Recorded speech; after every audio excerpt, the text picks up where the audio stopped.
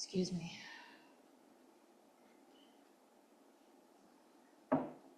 Thank you, Mary Lee, for that. Good morning. It is such an honor to be here. My family attended when I was a child. My mom attends, and I have such fond memories of this space. I first learned about UNICEF in the children's ministry here, and it is an organization I support to this day. It was one of my first conscious learning experiences that the world was so much bigger than I realized. We went trick-or-treating with little orange boxes, and it felt good to make a difference in the lives of kids that I didn't even know. Funny, the things we remember. A lot of life has happened between then and now. As a young adult, a series of unfortunate events and bad decisions on my part led me to the very end of myself. I've heard it said that the end of yourself is the beginning of God, and for me that was true. Trying to do life in my own power was just exhausting. Finally, I hit this moment when I was done. It was so painful and so lonely, I knew that something had to change. I needed a different power, a higher power, if you will. But I had no idea what that meant or what that would look like, and that realization began a life-changing spiritual journey. I spent years seeking an understanding of who my higher power was and what the calling on and the purpose of my life was for.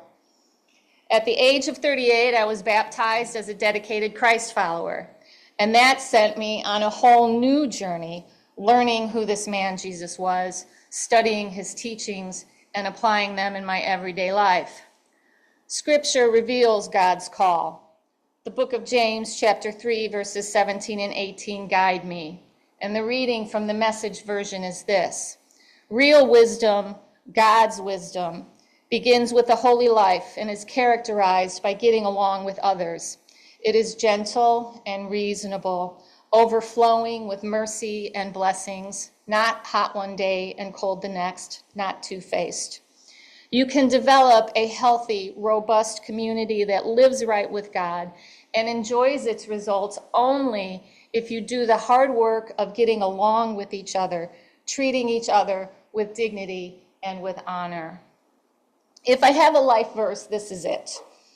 During those times when I feel the warmth of the sun on my face and I am content that all is right in the world, and through times of heartache, personally, professionally, politically, these words best describe what it means to me to engage with God and with people. In the Gospel of Matthew, Jesus Christ clarifies our highest calling when he states the two greatest commandments are these: love God and love others. Christ is steadfast. I love the word steadfast. Merriam-Webster defines it as loyal and unswerving, or firm in allegiance to a person, a belief, or a cause. There is none of this anyway. The wind blows in steadfast, as much as I like Queen.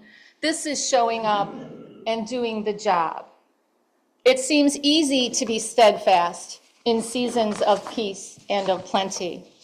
But it's in the seasons of difficulty and challenge that standing fast becomes even more necessary for ourselves, for our relationships, and for our communities.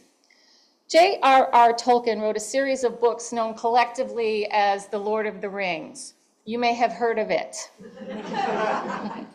The Hobbit Frodo Baggins has been tasked with destroying the evil of the One Ring, and he does not want that responsibility. Frodo says, "I wish it had need not happened in my time." And the wizard Gandalf replies, "So do I, and so do all who live to see such times." But that is not for them to decide. All we have to decide is to do what to do with the time that is given to us. There are many forces at work in this world besides evil. Bilbo was meant to find the ring, which means you were meant to have it. And that is an encouraging thought. I don't really consider myself a political person, but there are times when the personal becomes political and politics are personal. And we all must decide what to do with the time that is given us. Some time ago, I was introduced to the concept of the quartet of the vulnerable. Biblically, in a patriarchal agrarian society, this quartet was composed of the widow, the orphan, the poor, and the foreigner. And this hasn't changed much over the years and across the globe. In today's American society, the quartet includes these same groups, and the single parent, the poor, the immigrant, the unhoused, our LGBT community, those of us who are outside the corridors of power, and particularly susceptible to hardship, injustice, and lack of resources. Standing fast means standing for those who are vulnerable. Every single election, my husband Jeff and I get in the car and we go to vote at our local polling station. And every election, Jeff starts these little 4-minute car rides exactly the same way. He says, it's time to go vote against our own self-interests. And we laugh, but lower taxes are never our priority. We know that we will vote for the people who make it clear to us that they are public servants and not politicians. Public servants who understand the sacred responsibility they have to all of their constituents. God sees the marginalized and calls us to walk with them with care and with compassion. Standing fast is identifying and engaging your distinctive sphere of influence, that space where we interact with others. How do we live our lives on a daily basis, and how does that affect the people around us? A personal hero of mine, speaking from the experience of her Midwestern Methodist faith, puts it this way: do all the good you can, for all the people you can, in all the ways you can, for as long as you can. And that's the best definition of a sphere of influence as I have ever heard. My own sphere of influence has grown and matured recently. I've contacted more elected representatives, my own and others, than I ever have in my whole life. I've pushed boundaries in conversations I have and stepped out of my comfort zone in what I'm willing to say, who I'm willing to say it to, and how I am willing to represent. We stand fast when we use all of the resources at our command, time, talent, and treasure, to stand up for what we believe in. How that happens depends on a multitude of factors: our spiritual gifts, our heart for people, our availability, our passions, our experiences, and how far we lean into generosity. Some of us may be drawn to public service. That would not be me. Good luck with your campaign. I will help.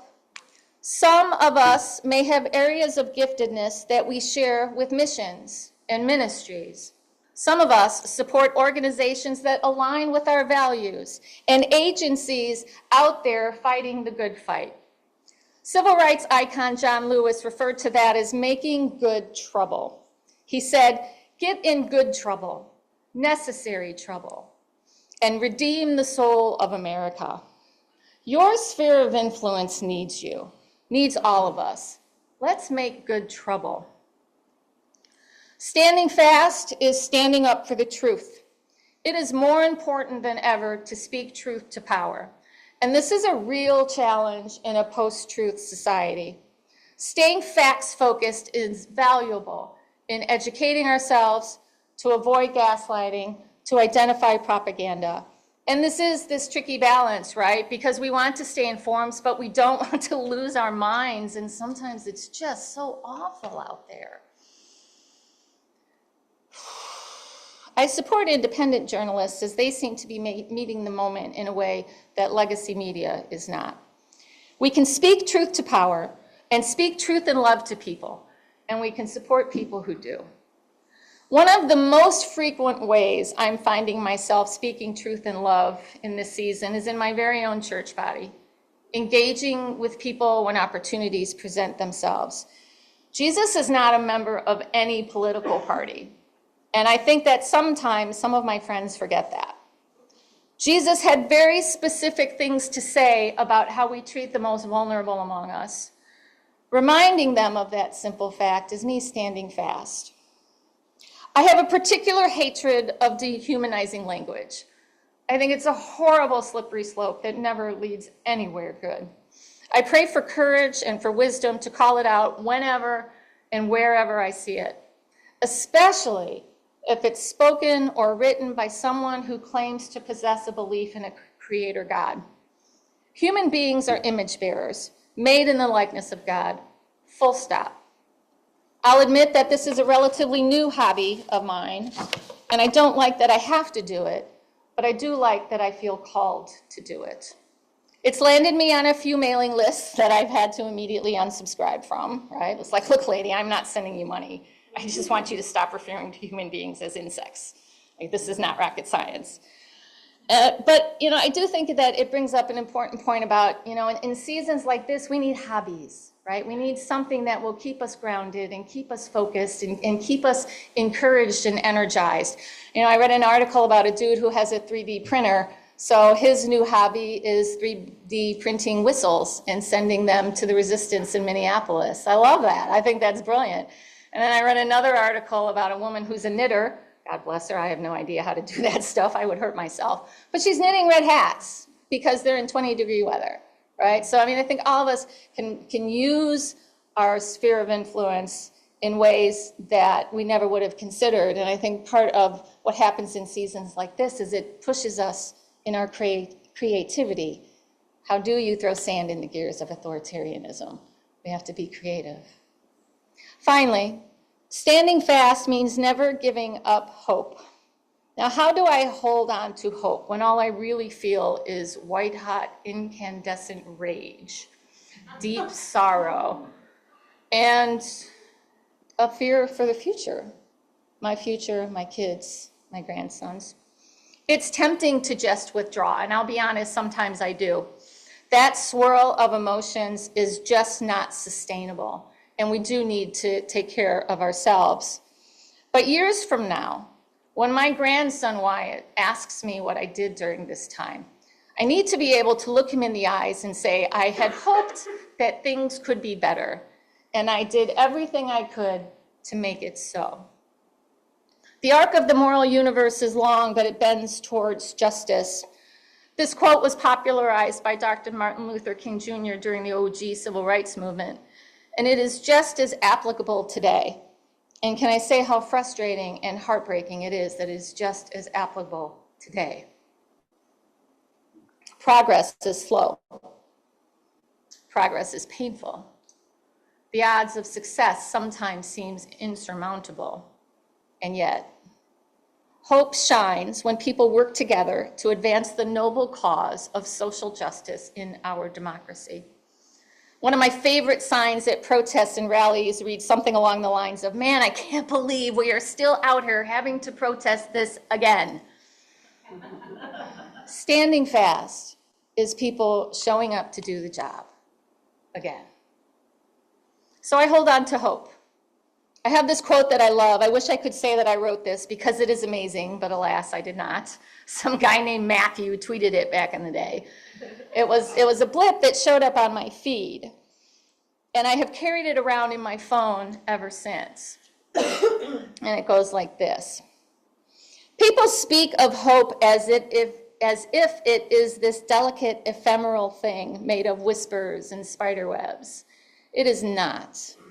Hope has dirt on her face, blood on her knuckles, the grit of the cobblestones in her hair, and just spat out a tooth as she rises for another go. The arc of the moral universe is long, but it bends towards justice. Stand fast. I'd like to close with some words of wisdom from the Talmud, which is a Jewish book of wisdom literature. And I hope that they are as inspiring for you as they are for me as we head back out there. Do not be daunted by the enormity of the world's grief. Do justly now. Love mercy now. Walk humbly now. You are not obligated to complete the work, but neither are you free to abandon it. There are many forces at work in this world besides evil, And that is an encouraging thought. Thank you so much.